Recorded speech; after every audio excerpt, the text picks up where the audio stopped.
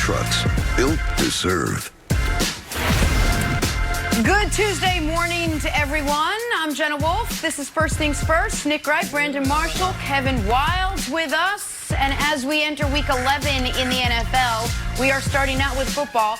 But with gigantic NBA news, we actually have a lot of it sprinkled into the show, and we'll get you some football. But let's start with the bombshell report that broke last night, gentlemen. James Harden turning down a 2-year, $103 million deal from the Houston Rockets, reportedly making his message clear. He wants out, and he'd like to go to Brooklyn.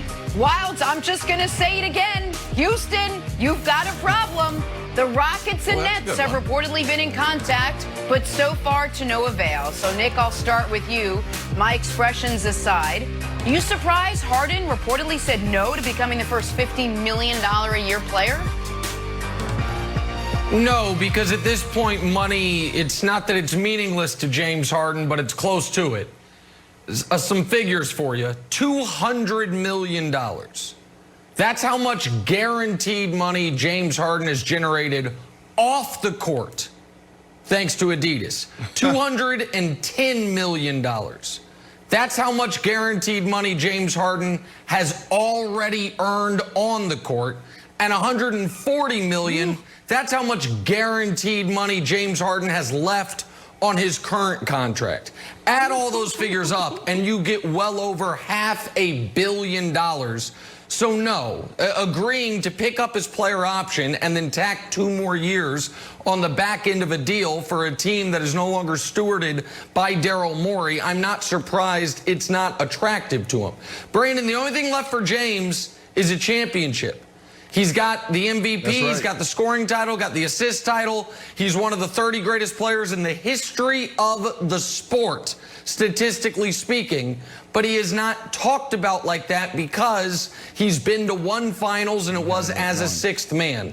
So, no, I'm not surprised that he doesn't want to tie the next 5 years of his career to a team in Houston, Brandon, that he does not know what it's going to look like.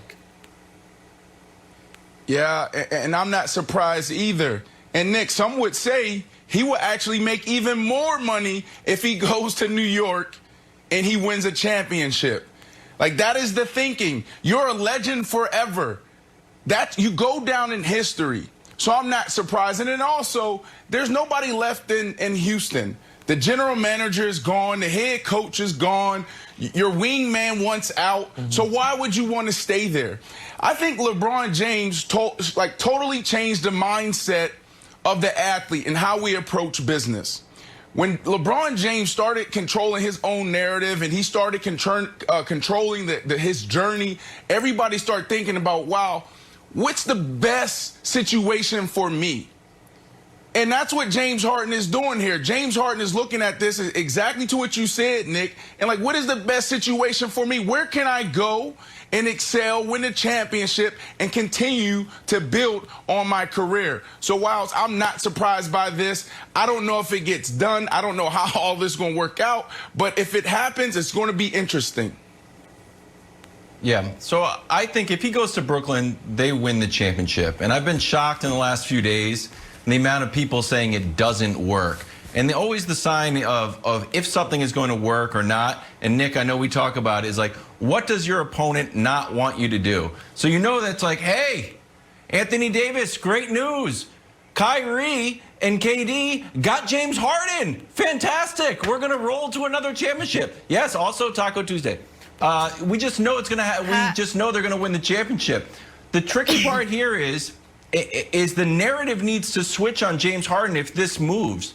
Because James Harden, to be frank, was viewed as sort of a me-first, selfish player. His usage rate has always been, you know, through the roof. He was 2 last year. Russ was like 4 or 5 last year. So the idea that he can't sort of move the ball, like, don't we want this, Nick, as like the evolution of Harden? The media has been dying for this, like, oh, you can't win this way, you can't win this way. It's like, yeah, I know. That's why I want to move. So I think we're seeing a huge narrative shift around what people think, or the one way people think Harden can play. Well, and Jenna, I know you're going to lead to it, but my question, Wilds, would be, and then I'll kick it to you, Jenna, Does James Harden want to change the way he plays, or does James Harden want to change where he plays that way? And I think I think we know he wants a change of scenery. I don't know if we know he wants to change, Jenna, how he plays. Well, that's just it. So obviously the first thing that comes to mind when you think about a deal like this is how these three personalities are going to mesh. You got James Harden. You just talked about it. His usage rate. You got Kevin Durant. Also likes the ball. You got Kyrie. Also likes the ball. Does it work on the court? Does it work off the court? You know, Nick, I'll send it back to you. What do you think? How do these three personalities mesh? Well, the personalities is a very tough one to answer because KD is a unique guy unto himself. Kyrie Irving is the definition of, call it mercurial, to be nice. And Harden is a guy who really has not, he's been actually somewhat close guarded into who he is off the court with the media.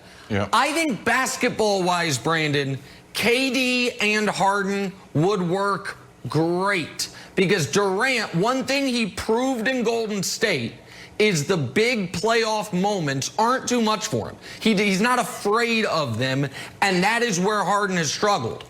I do not see at all how Kyrie Irving fits into this, Brandon, and my guess would be if this does happen and they don't win the title, that Kevin Wildes was so gracious to just hand them as if LeBron James has retired from the league. I mean, it was very nice what Kevin Wildes just did.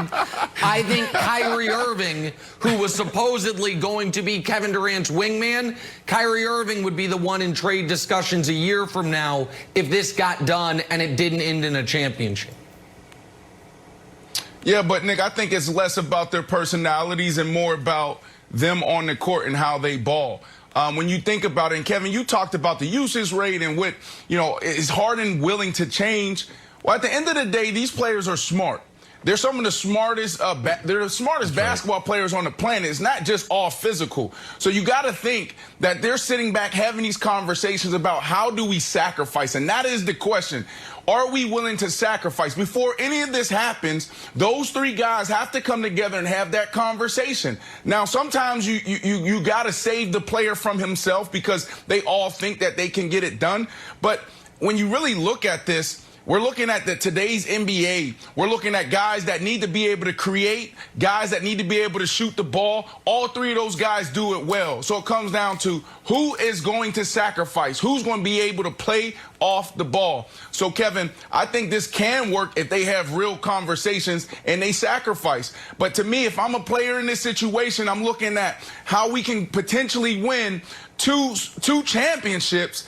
That's going to force me to look myself in the mirror and say, you know what? Maybe I'm willing to sacrifice some numbers. Maybe I'm willing to sacrifice a couple dollars to get it done.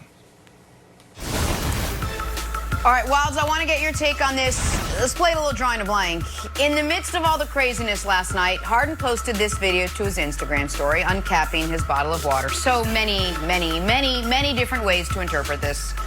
Wildes, Harden's Instagram video is blank. Great. I mean, I just love this. I just could not love it anymore.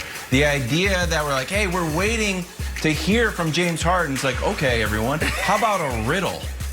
How about an old school, like, medieval riddle that you can't figure out? We don't even know what he's referring to.